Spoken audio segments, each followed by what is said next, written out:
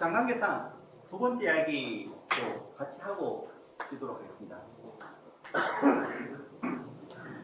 제가 2014년 자동차 산업의 전망이라는 이야기를 준비했는데, 사실은 자동차 산업이라는 자체가 뭐 1년 만에 어떻게 될 정도의 그런 빠른 변화가 있는 산업은 아니죠. 그래서 이제 2014년 산업 전망이라기보다 내용은 현재이지만 앞으로 이렇게 바뀌어갈 것이다 하는 취지에서 들으시기 바랍니다. 예, 뒤에 뭐 쉬는 시간 드릴까요? 여기 저기 사진을 할 때는 이게 뭐를 상징하는 것 같이 보일까요? 뭐 이왕 무슨 이게 깨진 일차의 법칙이거든요. 이왕 무슨 떠들어 보도록 하죠. 뭘 상징한다? 위태롭다. 예, 위태롭다. 예. 어저께 대구 사니까 대구 살로 나오더라고요. 조진 상황이다. 경상도 사투리로. 역시 서울에 살 때하고 다르던데, 예, 여기는 또 위태롭다고 써요. 예, 맞습니다. 북극곰의 위기라는 상징입니다.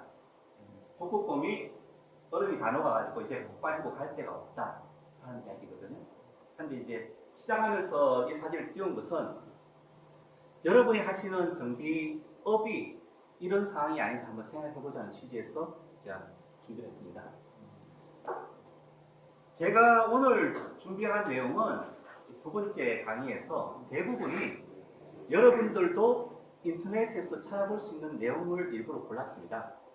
제가 따로 갖고 있는 게 아니고요. 그 이야기는 뭐냐면 여러분들도 조그만 관심 가지고 네이버에 두드려보면 다 볼 수 있기 때문에 제가 이런 전망에 대한 이야기는 아마 이번 시간에만 하고 앞으로 1년 동안 할 기회가 없을 겁니다. 날마다 전망 이야기 할 수 없으니까요.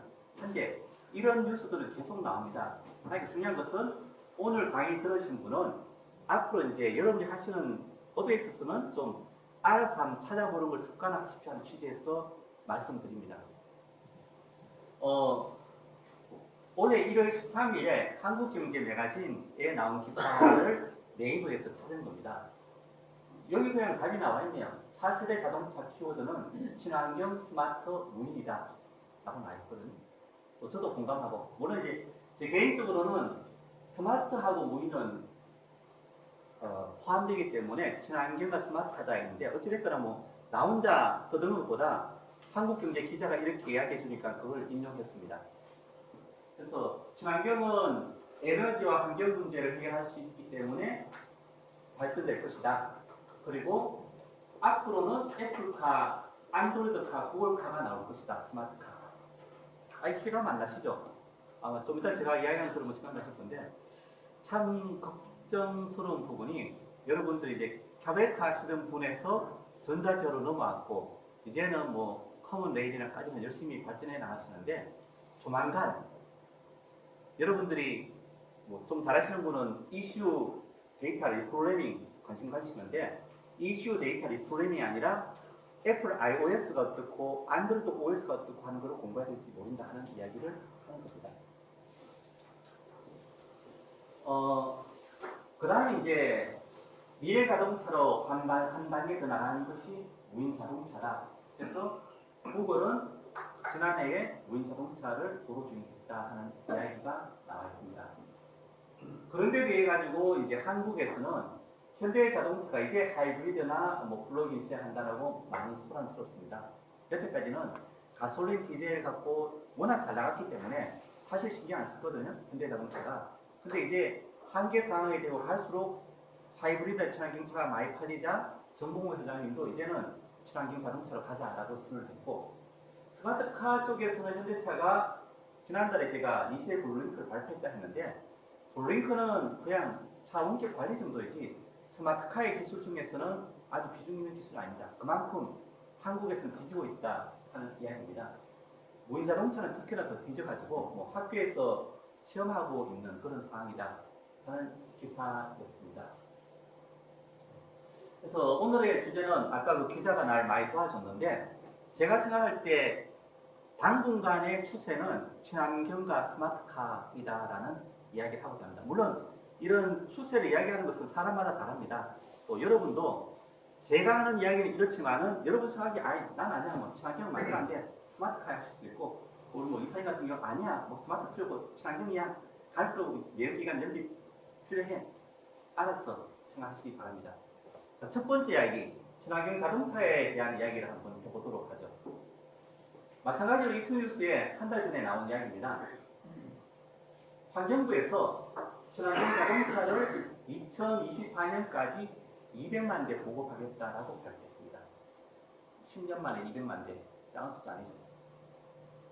또 환경부가 이래 한다 하면 뭐 정책 발표가 뭐 약간 덜 할 수는 있지만 어찌됐거나 환경부 자금이 여기에 투입되고 하면 아마 뭐 100만 대 넘어가겠죠. 이렇게 200만 대를 확대하기 위한 방법으로 환경부에서는 이제 유로6 기준을 적용할 계획이다 하는 겁니다. 친환경 만들기 위해서. 하면 환경부 이야기가 뭐 낯설다가 이제 여러분들은 여기 유로5, 유로6 그러면 아 내가 아는 단어 나왔네. 그죠? 한 이야기입니다. 그래서 이제 다르게 이야기하면 여러분이 유로6를 공부해야 될 이유가 뭐냐면 환경부에서 우리나라의 친환경 자동차를 2024년까지 200만 대 깔기 위해 가지고 법을 만들고 제도를 만들기 때문에 여러분이 영향을 받는다는 이야기입니다. 좀 더 실제적인 이야기를 한번 해보도록 하죠. 여러분들이 네이버나 이런 신문이나 보도를 보실 때 주의하실 게 하나 있습니다. 특히나 인터넷 기사 검색에서 보실 때 기자가 자기 마음대로 자기 주관대로 적은 글이 있거든요. 거기에 빠져서 잘못 오해하시면 안 되기 때문에 제가 이제 그걸 좀 다르게 보는 방법을 좀 알려드릴게요. 무슨 이야기냐면 1월 19일 한 뭐 보름 정도 됐죠. 연합뉴스에 내년부터 대출 기준 보증기간 대폭 연장이라 해가지고 현행 10년 19만 킬로에서 15년 24만 원 확대된다. 우리 뭐 영화 대박 났습니다. 하는 기사 나왔어요. 그래서 난리 났죠. 또 만약 이게 사실이라면 여러분 심각한 겁니다. 이게 배기가스 보증기간 연장을 핑계로 아마 제조사에서는 무상하자 보증기간 또 늘릴 거거든요. 솔직히 요즘 신차 무상하자 보증기간 한 5년만 잡아버리면 끝이죠. 그죠? 우리나라 평균 잡아보는 기간이 5년이거든요. 그럼 5년간 대기업에서 하자 보증 이런 걸 해먹어버리면 여러분 시장 별로 없습니다. 솔직히 뭐 중고차 산 사람들 그렇게 차에 돈 투자 안 하거든요. 할 수 있다는 보도가 떴습니다. 이 보도 보신 적 있으세요? 연합뉴스 아니에요. 다행히 안 보셔가지고. 근데 이제 1월 19일 날 보도되자마자 환경부가 바로 그냥 이거 잘못됐다라고 보도자를 발표했습니다. 근데 문제는 뭐냐면 연합뉴스를 본 사람이 100명이라면 환경부 홈페이지 가가지고 이 보도자료 기자들한테 발표됐겠죠. 아는 사람 한 명도 안 됩니다. 하니까 여러분이 잘못하면 언론의 이런 잘못된 보도를 진실로 받아들일 수도 있다는 것을 말씀드립니다.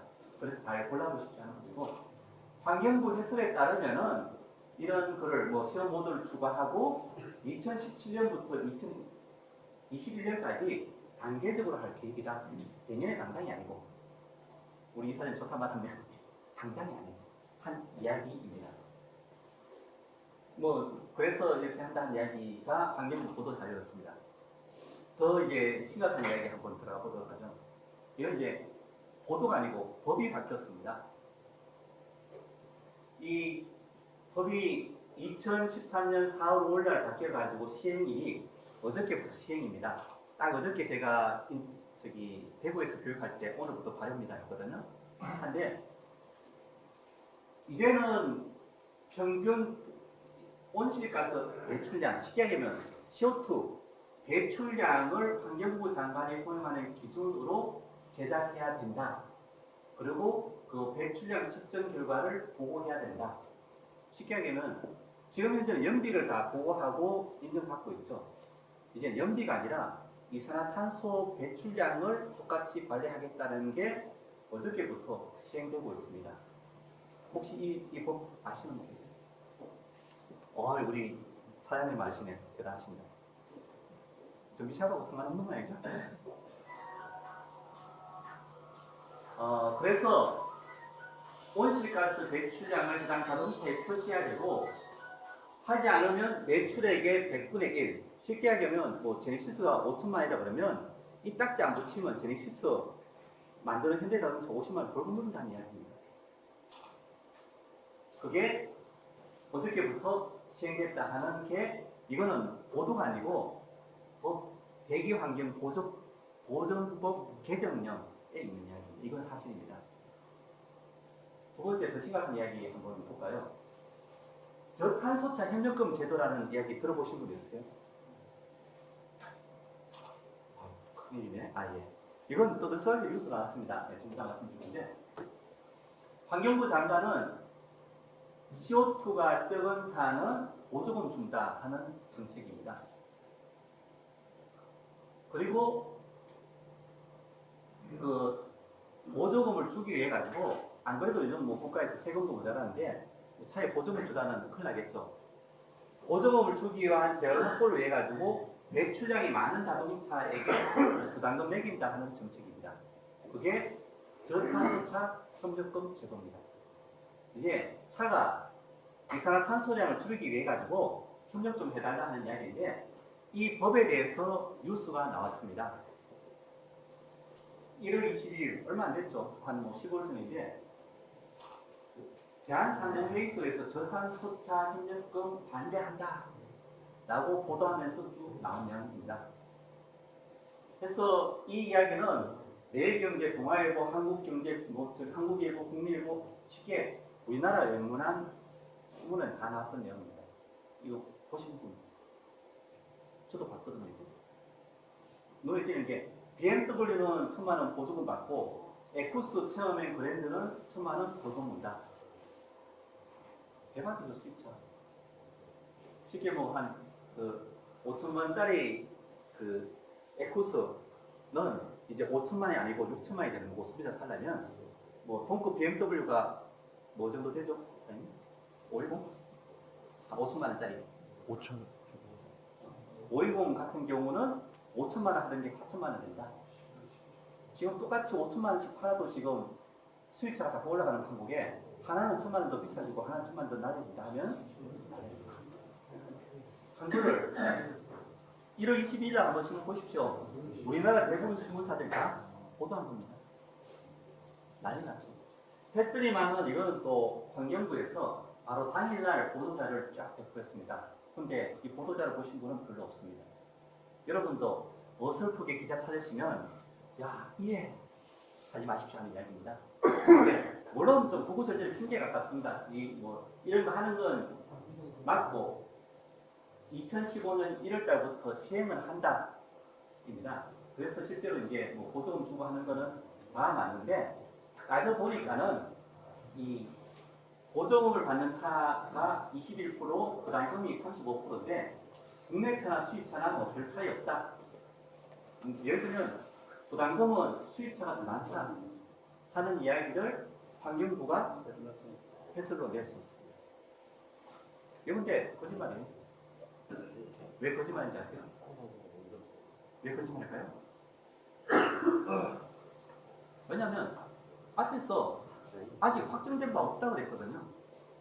확정된 바 없는데 퍼센트가 어떻게 나와? 그래서 이제 친절하게 뭐 그래도 저처럼 못 믿겠다 하는 사람이 있을까봐 데이터를 빼냈습니다. 그래서 예를 들면 에쿠스 5.0 같은 경우는 5000cc 배기량이 이산화탄소량이 223이면 동급의 750은 뭐 220이다. 그래서 에쿠스나 BMW 750 LI나 이산화탄소 배출량 똑같으니까 같은 벌금을 물 거다 하는 이야기입니다. 이 내용은 맞습니까? 한데 문제는 유럽에서는 유로6가 올해 가을부터 시작되거든요. 또 이게 내년 1월달부터 되면 BMW 750이 이걸 그대로 유지할까요? 내년에 발신 차가 하는 이야기 빼먹고 있습니다. 하자 하는 이야기고, 그래서 이제 제가 말씀드린 거는 저탄소 협력금 제도가 만들어졌고 구체적으로 얼마를 문다 하는 것은 확정되지 않았지만은 아까 보신 바와 같이 2015년 1월 1일부터는 시행된다 하는 것은 사실이다 하는 이야기입니다. 네, 그래서 이제 아마 여러분들이 유로6를 많이 들어보셨을 거예요. 근데 뭐 유로6 왜 할까? 근데 이 유럽은 2014년 9월부터 적용을 합니다. 한데 기준이 깜짝 놀라신 건데 현재 DGL의 유로 5 규격은 질산탄산 산화물 한 180 정도입니다. 유로 6는 80, 50% 이하 더 줄여야 됩니다. 사실은 이 수치의 의미는 저보다 여러분이 더 잘 아시겠죠. 가솔린 같은 경우는 60으로 줄인 차가 유럽에서는 올해 9월달부터 나온다 하는 겁니다. 법에 의해서. 한 차들이 당연히 2015년 1월달에 우리나라에 수출되겠죠. 한데 현재 미국에 잘 나가고 있는 현대자동차가 과연 유럽차 시장을 위해서 준비하고 있겠죠. 유럽차도 팔아야 되니까 하는 게 현실이다 하는 이야기입니다. 네, 그래서 이제 여러분들도 한국에서 언제부터 한다? 이사님 혹시 아세요? 한국의 유로 6 언제부터 적용하는지? 구체적으로 없더라고요. 2017년 이야기도 있고 한데. 그래서 이제 여러분하고 해당되는 이야기에 오면 그런 규격 때문에 이제 IoT 시스템이나 맵 컨트롤 올멤버나 오토스타트 사고 적용된 지도 있고 HPI, SCV, AFM이라는 이런 이야기들을 이제 여러분이 공부해야 된다. 이쯤 오면 이제 여러분이 하시겠죠. 한데 이제 이런 걸 공부해야 되는 이유가 예를 들어 저탄소 혁명dom이고 그 가장 출발은 환경부에서 친환경 자동차 200만 대 10년 뒤에 깐다. 다 출발하려는 거죠. 네, 그래서 우리나라 제조사들의 어떤 주장도 많이 달라집니다. 또 사실은 신차 제조사가 방향이 달라지는 것은 선행되지만 여러분이 하신 정비업도나 영향이 있으실 것 같은데 여러분이 아무도 관심이 없을 것 같아서 제가 이제 이야기하는 겁니다. 현대자동차는 그래서 하이브리드 차를 열심히 만든다 하는 이야기입니다.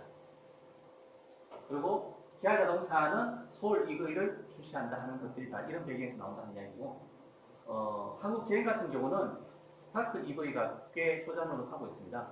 사실 스파크 EV가 정책적으로 만들어진 차거든요. 잘 아세요? 스파크 EV 왜 만들었는지? 두 가지 이유 때문에 만들었거든요. GM에서.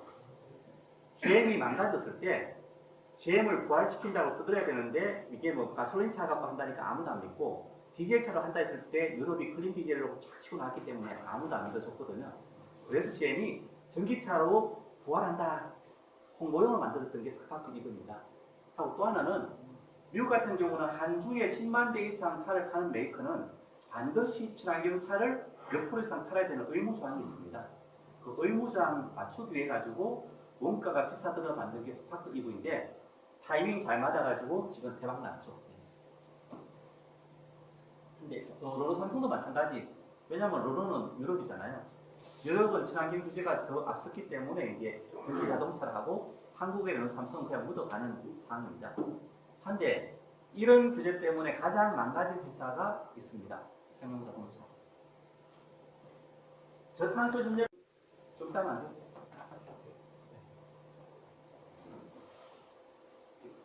그냥 조용히 돌리면 방해되니까.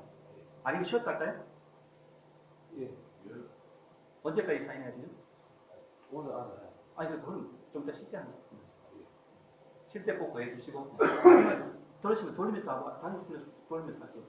집중하는데 방해되니까. 이 배출량이 많은 SUV나 대형차밖에 없거든요.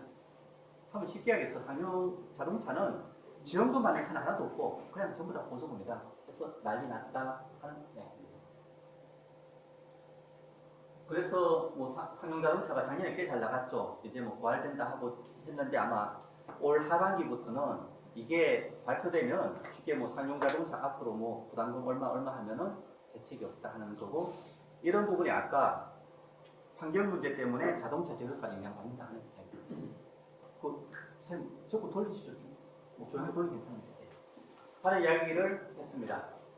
그래서 이제 첫 번째 이야기 마감하도록 하죠. 친환경 자동차는 이런 환경 문제가 기상 이변을 가지고 우리 사회 전체에 영향을 미치기 때문에 어쩔 수 없는 이야기고요. 이런 악영향을 미치고 온난화로 변하게 되는 참고로 한번 보십시오. 지구 상황이고 대륙별로 이렇게 영향을 받는다 하는 이야기인데 마감하면서 중요한 이야기는 여러분이 하시는 정비업은 혹시나 이런 환경 문제 때문에 비슷한 비유죠. 여기 펭귄들이 이제 물고기 다 놓아가지고 갈 데가 없이 동동동 떠다니고 있다는 걸 의미하고, 물론 이 펭귄이야 뭐 빠져서 겹쳐서 나긴 하지만 혹시나 여러분은 헤엄도 못 치면서 동동동 그랬으면 어떨까 싶어가지고 사진을 한번 해봤습니다.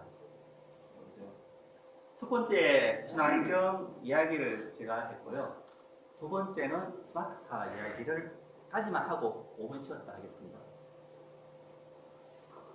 스마트카는 뭐 그냥 IT가 있는 차다 하고 좁게는 그냥 네트워크에 연결된 차다 하는 이야기입니다. 현재 여러분이 좀 생각하셔야 될 부분은 스마트카 방향이 사고 예방, 자율주행, 커넥티드 카로 발전되고 있다는 거고, 이게 사실은 뭐 낯설어 보이시죠? 한데 이 단어들이 여러분이 하시는 정비업에 아마 바로 영향을 미치고 있습니다. 지금 현재도 하는 걸 좀 이따 말씀드릴게요. 스마트카 기술의 궁극적인 목표는 자율주행입니다. 그래서 아까 처음에 제가 한국경제기자가 자동차의 흐름이 친환경 스마트카 무인이라 했을 때 제 개인적으로는 친환경 스마트카라 한 이유는 무인 자율주행은 스마트카의 한 분야라는 게 제 개인적인 생각이기 때문입니다. 볼까요? 옛날에는 여러분들이 수동안전, 예를 들면 에어백이 빵 터지면은 운전자가 안 다치게 보호하는 기술이 수동안전기술입니다. 여기까지는 아시죠? 그죠? 그 다음 요즘 막 나오고 있는 기술이 뭐냐면 자동차가 차선 이탈하려면 알람을 울려주고 못하게 하는 게 능동적으로 알려주는 사고를 예방하는 쪽으로 바뀌고 있다. 지금 나오는 신차들 대부분이 한 7, 80% 이런 쪽으로 막 나오고 있습니다. 좀 이따 제가 아이스캔 420에 이번에 신차들이 많이 들어갔는데 거기에 무지 많은 시스템들이 현재 여기에 해당되는 겁니다. 세 번째는 사고 나게 되면 스스로 그냥 제어해갖고 피해주는 겁니다. 다치지 않게. 여기는 알려주는 거라면 피했어. 예를 들면 운전자가 아무 생각 없이 앞차라 갑자기 간격이 좁아지면 핸들이 자기 마음대로 돌아가가지고 좌측으로 가서 옆 차선에 세우게 한다. 또 근데 뭐 옆에 차 있으면 안 되겠죠. 옆 차선으로 피하기 위해서 옆에 차가 있는지 없는지를 카메라 감시해가고 차가 없냐 하면 옆쪽으로 돌려서 간다 하는 게 능동 운전. 그리고 이렇게 하다 보면 결국은 운전자가 운전할 필요 없죠. 내비게이션의 목적지 딱 설정하면 지가 알아서 가게 한다는 게 자율주행이다. 그래서 여러분이 아시건 모르시건 자동차 기술은 이렇게 발전하고 있다 하는 말씀을 드렸습니다. 스마트카의 성장 배경은 네 가지 이유인데, 첫 번째는 스마트 기기들이 많아지니까는 발전하고 있다 하는 얘기고요. 두 번째는 이러한 기술 때문에 교통사고가 획기적으로 줄어들고 있다. 세 번째는 이 사고가 나도 사람을 안전하게 보호하는 부분 때문입니다. 올 2월달 카테크 잡지에 NCAP 성적이 쫙 나왔더라고요. 수입차 뭐 1등급, 2등급 쫙 나왔는데 뭐 간단하게 말씀드리면 2등급 차와 5등급 차를 봤을 때 투스타, 파이브스타 일반적인 뭐 조그만 부산 같은 경우는 한 15% 정도 5등급 차가 좋은데, 사람이 죽을 만한 치명적인 부상에 있어서는 5등급 차는 80%가 감소되는데 2등급 차는 아니다. 쉽게 얘기하면 2등급 차에서 죽을 만한 교통사고가 났는데 5등급 차는 죽지 않는다는 거예요. 그럼 당연히 소비자들은 5등급 차 많이 사겠죠. 근데 그런 5등급 차를 만들려고 하다 보니까는 기존의 기술 갖고는 안 되고 스마트카 기술이 들어간다 하는 이야기입니다. 마지막으로는 고령화 사회가 되고 있죠. 젊은 사람들이야 그냥 운전 잘하지만 나이가 드실수록 순발력이 떨어지니까는 그걸 보조하기 위해서 스마트카 기술이 들어간다 하는 이야기입니다. 그래서 전자화되고 안전하게 하기 위하고 또 즐기기 위해서 한다 하는 부분이고, 이 두 페이지는 여러분이 좀 주의 깊게 보셔야 됩니다. 스마트카에 정보 제공하는 시스템입니다. 여기에 FRMS 전방 모니터링 시스템. 아까 차가 쫙 가다가 충돌할 것 같으면 피해 가려면 전방을 모니터링하고 있어야 되겠죠. 나이트 비전 시스템. 이게 헤드라이트 아무리 켜봤자 깜깜하면 안 보이잖아요. 그럼 저기에서 가지고서 깜깜함을 쫙 보이게 해가지고 내비게이션 화면에 그냥 멀리 보인다. 나이트 비전. 여기 HUD는 아시죠? 헤드업 디스플레이. 여기 뭐 쫙 심지어 TPMS까지 타이어가 안전한지 안 한지를 정보를 알려준다는 게 다 이런 스마트카의 안전한 부분 때문이고, 여기 있게 보시라는 부분은 이런 시스템들이 이번에 아이스캔 업데이트에 무지 많이 들어갔습니다.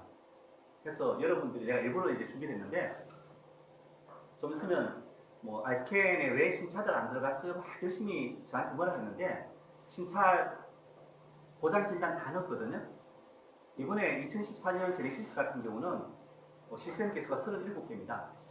보시면 아마 여러분들이 반 정도는 뭔지 모를 시스템들입니다. 그래서 내가 일부러 쫙 준비했으니까는 모르시면 한번 보시기 바랍니다. 한데 하여간 중요한 것은 스마트카 시스템에서 여기 LDWS 차선 이탈 경보 시스템 제네시스 들어가 있습니다. 물론 영어 표현은 좀 다르지만 해서 보셔야 하는 부분이고요. 그 다음에 이제 능동 제어하기 위해서 들어가는 게 예를 들면 충돌 예방이나 옛날 같은 경우는 예를 들면 크루즈 컨트롤 해가지고 정속 주행만 했죠. 그러니까 속도를 정속으로 하게 되는데 이제는 어드밴스드, 뭐 어드밴스가 붙기도 하고 스마트가 붙기도 했는데 이제는 앞차하고 간격을 조정해가면서 지가 알아서 간다. 바뀌어가고 있다. 하고 이제 뭐 해서 이런 스마트카 기술들이 먼 이야기가 아니라 제가 좀 이따 사후에 말씀드릴 이번에 업데이트된 아이스캔 420에 무지 많이 들어갔고 420에 들어간 이유는 뭐냐면 현재 나오는 차들이 이런 시스템을 많이 장착하고 있다는 취지에서 제가 말씀을 드립니다. 한번 볼까요? 이게 요즘 차에 달려 나오는 센서들이거든요. 한데 제가 보니까는 제가 95년도에 하이스캔을 만들었는데 그때 있었던 센서가 몇 개 없는 것 같아요. 자, 95년도에 있을 만한 센서 한번 찾아보죠. 우리 차에 보죠. 뒤에서 시끄러우니까 앞에서 95년도에 뭐 있었을까요? 하나도 없었어요? 차수는 있었던 것 같은데 또 별로 없죠. 그 얘기 뭐냐면 대부분 여기 전자제어 공부하시는 분들이 95년도는 아니고 사실은 2000년도 초반에 열심히 했죠. 그때 이제 뭐 ECU, TCU, ABS, 에이백 다음에 한 쫙 뭐 서스펜션 하면서 2000년 초반에 한 2000년 이전에는 주로 4개 시스템이었거든요. 2000년 초반부터 한 8개까지 해가지고 한 2010년까지 흘러갔었습니다. 하면 한 8개 정도는 잘하시는데 거기에 해당되는 센서 거의 없습니다. 그건 기본입니다.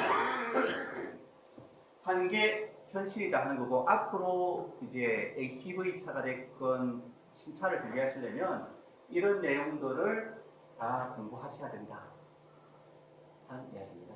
한데 솔직히 제가 지난번에 말씀드렸듯이 이제 공부 포기하십시오. 이거 언제 다 공부합니까? 그죠? 나 홀로 뭐 아까 뭐 고객 오면 무시하면 안 된다 해갖고 고객 접대도 해야 되고 차도 고쳐야 되고 하는데 이거 쉽지 않다 하는 이야기입니다. 스마트카의 방향이 3가지로 흘러가고 있습니다. 첫 번째는 뭐냐면 안전에 관한 부분인데, 그래서 여러분들이 이제 예전에는 사고 나고 나서 좀 피해를 줄이는 쪽에서 이제는 액티브라 해서 제가 영어를 사용해 죄송스러운데 실제로 이제 여러분들이 만날 자동차 많은 시스템들이 이런 영어 단어가 그대로 아마 여러분들한테 노출될 겁니다. 정비 실시에. 왜냐하면 자동차 제조사도 이거 제대로 번역하고 뭐 소화시킬 틈이 없거든요. 그냥 영어 그대로 막 하니까 이제 여러분들이 좀 익숙해지시기 바랍니다. 하고 여러분들이 이제 앞으로 좀 익숙해져야 될 게 여기 크래시가 충돌인데 여기 프리라는 단어에 아마 익숙해져야 될 겁니다. 뭐냐면 충돌하기 전에 뭐 하는 시스템. 옛날에는 충돌했을 때 어떻게 하는 시스템이 에어백입니다. 한데 이제는 충돌하기 전에 어떻게 하는 시스템. 예를 들면 이번에 제네시스에 프리 시트벨트 시스템이 들어가 있거든요. 거기에 왜 시트벨트는 옛날부터 있었죠. 왜 프리가 붙었냐면 에어백이 충돌을 난 상황에다가 딱 감지하면 시트벨트가 쫙 쥐어집니다. 보통 시트벨트가 쫙 쥐어져서 운전하면 가까이서 안 하죠. 그래도 안전하게 하겠어. 어느 정도 느슨했다가 에어백이 빵 터지면 그 간격에 사람 몸이 쏠려가지고 다치기도 하거든요. 한데 에어백이 충돌 났다라고 하면 시트벨트가 에어백 터지기 먼저 쫙 쥐어지고 에어백이 빵 터지는 게 프리시프트 벨트 시스템입니다. 프리. 사람을 더 안전하게 보호하기 위해서 하는 것들이 무지 많아진다 하는 이야기입니다. 그래서 이제 추세가 프리 크리시 세이프티 하기 위한 기술을 무지 많이 가고 있다. 뭐 그런 것들이 예를 들면 뭐 나이트 뷰, 아까 나이트 비전에 이야기했는데 깜깜해갖고 사고 나고 나서 뭐 하면 뭐합니까? 그래서 나이트 비전이라는 거는 깜깜한 밤을 환하게 적외선 한다 하는 게 예방하기 위한 거다. 네, 그래서 이런 충돌 난을 막기 위해 가지고 여러 가지 시스템들이 개발되고 있는데 예를 들면 이번에 제시스에 들어간 게 블라인드 스팟 워닝이라는 게 들어갔습니다. 말도 잘 모르는데 이게 블라인드라는 게 사람 보인다는 거잖아요. 그러니까 사각지대에 차가 있거나 사람이 있을 때 사고 날까봐 경고를 알려주는 거죠. 이런 시스템들이 이제 막 들어간다 하는 거고 그럼에도 불구하고 이번에 제네시스의 시스템이 37개가 들어갔는데 현대기아차는 이런 분야에 아주 늦고 있습니다. 차고 충돌하는 안전 프로그램에 현대기아 자동차 채택한 것은 FCW나 BS 두 개인데 포드, GM, 혼다 같은 경우는 그만큼 스마트카 기술에서는 현대자동차가 좀 늦고 있다는 이야기고 늦고 있는 현대자동차도 아마 여러분들이 시스템이 너무 많아서 소화하기 힘들다 하는 게 현실이다 하는 게 제가 스마트카를 이야기하는 이유입니다. 이게 이제 안전에 관한 이야기고요. 두 번째는 커넥티드 카. 얼마 전에 SKT에서 T카 서비스를 신문에 보도했거든요. 신문 보신 분 있으세요? 이상하네. 부산 분은 신문 안 보시나? 그래서 이제 가격이 한 50만 원 정도 합니다. 하고 뭐 여기 차량 충격 시 경보를 스마트폰으로 해주고 트렁크를 자동으로 열고 블랙박스 영상까지 스마트폰을 보고 뭐 공급해서 우리도 합니다. 두드렸습니다. 한 대 바로 태클 들어갔거든요. 누가 태클 걸었을까요? 근데 제가 바로 태클 걸었습니다. T카 단차는 하자보정 안 해준다. 할 말 없죠, SKT에서. 옛날에 저 여러분들 원격 시동기 단차 직영령 가면 하자보정 안 해줬잖아요. 사실은 시동기 달면서 차가 잘못될 수 있으니까 했더니 SK가 바로 꼬랑지 내렸습니다. 현대자동차랑 협의된 바 없었다. 미안하다. 앞으로 협의하려고 합니다. 꼬랑지 팍. 협의 잘 될까요? 웬만하면 안 되죠. 왜냐면 현대자동차가 유보나 프로링크 갖고 자기들이 하려고 열심히 준비하고 있는데 SKT가 선수치고 빵 때렸거든요. 한 상황입니다. 근데 어찌됐거나 이런 T카가 커넥티드 서비스고 올해 1월달에 CES 2014는 그래서 무지 많은 시간 관계상 거의 사진만 보여주겠습니다. 삼성전자 갤럭시 기어 핸드폰에서 BMW 차량의 상태가 딱 뜬 겁니다. 그래서 이제 시계 가지고 차량 컨트롤 한다. 좀 이따 제가 쉬는 시간에 틀어드릴 동영상이 잠깐 나옵니다. 여기 보면 이제 여러분들이 애플 iOS나 안드로이드 공부해야 된다 하는 이유가 뭐냐면은 구글은 현대자동차, 아우디, GM, 혼다 해가지고 연인자동차 연합을 만들어서 구글카 만든다라고 선언했습니다. 구글이 구글카 만든다고 선언하니까 애플도 가만히 있으면 안 되죠. 애플은 BMW, 벤츠, GM, 혼다 해가지고 또 애플차 만든다라고 선언해서 자동차 업체들이 그 잘 나가는 자동차 업체들이 구글과 애플 중심으로 딱 모였습니다. 그럼 당연히 애플 마음대로 구글 마음대로 한 차가 나오겠죠. 현실이 다 커넥티드 카다 하는 부분이고 세 번째로는 스마트카가 나오는 이유가 아까도 말씀드린 바와 같이 자율주행 때문에 그렇습니다. 자율주행은 사고가 모두 줄어든다. 그래서 아까 말씀드린 액티브 세이프티가 이 용어 자체는 참 죄송스럽게도 메이커마다 조금씩 달라요. APWS는 차선 이탈 경고나 차선 유지로 해서 스마트 크루즈 이런 부분들이 다 부분적으로 적용되면서 장기적으로는 차 혼자 운전하는 걸 구현하기 위한 기술입니다. 구글은 이런 걸 다 모아서 하는 걸 벌써 먼저 하고 있는 중이거든요. 그래서 예를 들면 기술로 분류하자면 지금 대부분의 자동차 메이커들은 이런 조장이나 단가속을 보장한다는 건 알려주거나 아주 급할 때 벨트 매주나 정도 하는 거는 웬만한 제조사가 하고 있습니다. 스마트 크루즈 컨트롤, 차가 너무 간격이 좁아지면 알아서 속도 조절해주는 그런 거, 차선을 이탈하면 알려주는 거, 그리고 이제 좀 부분적으로 자동화하는 업체가 그나마 좀 앞선 벤처 BMW 주행 같은 경우는 시험적으로 이제 고속도로 주행을 테스트하고 있습니다. 한데 고속도로 주행을 혼자 해가지고 라이센스 받은 차가 구글입니다. 그래서 구글 차는 도로 주행해도 좋다라고 그 도로법 번호판을 받았습니다. 현대자동차는 여기에 아쉽게도 없습니다. 그래서 이런 기술들이 무지 열심히 나오고 있고, 또 이제 뭐 나중에 스마트카만 뭐 20년 뒤에 만들어 팔아 그럴 수는 없죠. 하니까 현재 있는 차에 이런 기술들이 하나씩 계속 적용되고 있는 상황입니다. 네, 그래서 마지막으로 이제 스마트카 자율주행 기사를 한번 보도록 하겠습니다. 코리아 갤러리에 뭐 12월 달에 나온 건데 꽤 기사가 열심히 적었어요. 제가 봤습니다. 볼보는 2017년까지 자율주행차를 100대 주행하게 하겠다. 상당히 이상적이죠. 대부분 자율주행차 보면 핸들에 손이 없습니다. 그냥 여자분이 잡지책 보면서 차는 지가 알아서 간다 하는 이야기입니다. 마찬가지 벤츠도 독일에서 운전자는 핸들 안 잡고 가는 것을 지원했다. 그 다음에 이게 도요타도 뭐 좀 늦었지만은 늦을수록 좀 거창합니다. 장치가 많죠. 구글은 되게 심플한데 기술이 떨어지니까 어찌됐거나 한 부분이고, 구글은 참 심플해 보이죠. 근데 요게 핵심이죠. 쫙 돌면서 사이가 다 뭐 모든 그 영상을 수집해서 분석해서 이제 도로주행 기능까지 성공했다 하는 이야기입니다. 네, 그리고 이제 또 하나 법적인 문제도 있는데, 일반적으로 이런 자율주행차가 도로주행하는 건 불법입니다. 왜냐하면 기술이 딸려서 사고 나면 안 되니까. 한데 이제 미국의 네바다주나 일부 주에서는 시범 운행을 하기 위해서 그 차량을 도로주행할 수 있게 번호판을 부여하고 구글이 그 번호판을 처음으로 받았다는 이야기입니다. 물론 구글이 기술이 되고 안전하니까 해줬겠죠. 현대자동차가 하겠다 그러면 못 받겠죠. 하는 게 현실이다 하는 말씀입니다. 하지만 현대자동차는 이제 비상이 걸렸습니다. 역량을 강화한다라는 이야기를 하고 있고요. 예, 그래서 현대자동차가 뭐 지난달에 제가 말씀드렸는데, 정호성 부회장이 구글차 무인 그 주행하는 거 보고 구글에 같이 하자다가 싫어 해갖고 했는데, 그래서 이제 연합을 하게 된 거죠. 현대자동차는 혼다, 아우디, GM과 합쳐가지고 구글과 같이 하는 걸로 스마트카 글로벌 컨소시엄을 만들었습니다.